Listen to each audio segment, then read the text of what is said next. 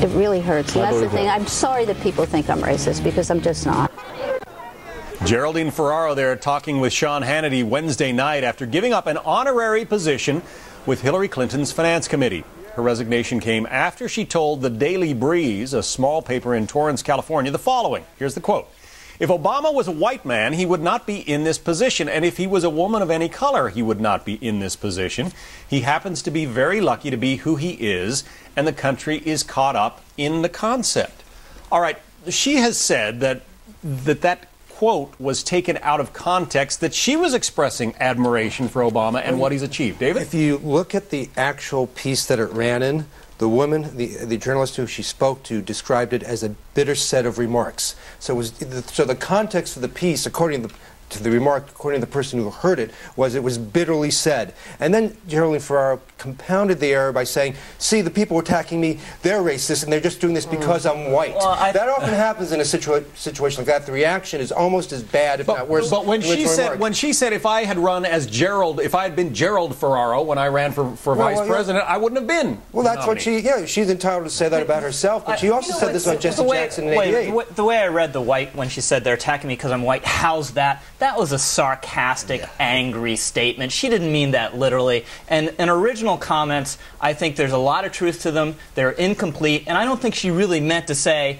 wow, if he hadn't been black, he never would have done anything in his life, and gee, isn't he lucky. That's right. The idea that she is racist is so ridiculous, is a witch hunt against her. She's been feisty and courageous and pushing back. Good for her.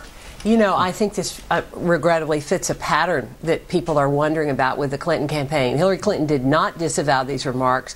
She certainly should have apologized for what she said. Then she goes on the Today Show Nightly News, I'm talking about Ferraro, and I agree with you, compounds the error. There's something ugly out there that they let these things get out. They don't disavow them.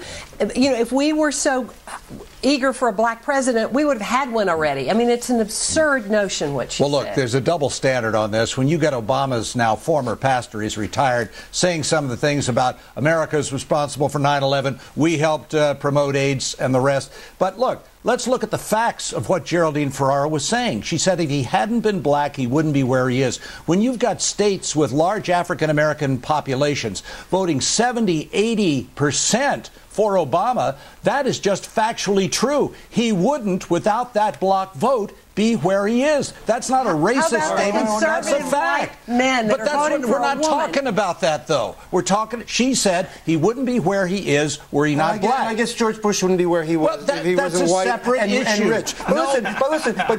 But she said, you know, in a response, every time the campaign is upset about something, they call it racist. Is that a true remark?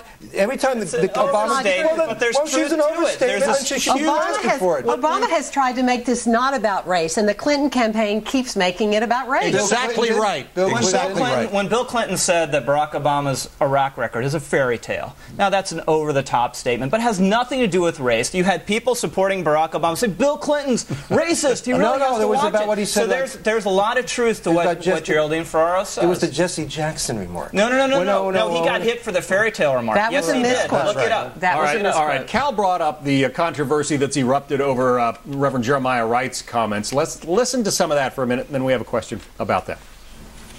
Hillary is married to Bill, and Bill have been good to us. No, he ain't. Bill did us just like he did Monica Lewinsky.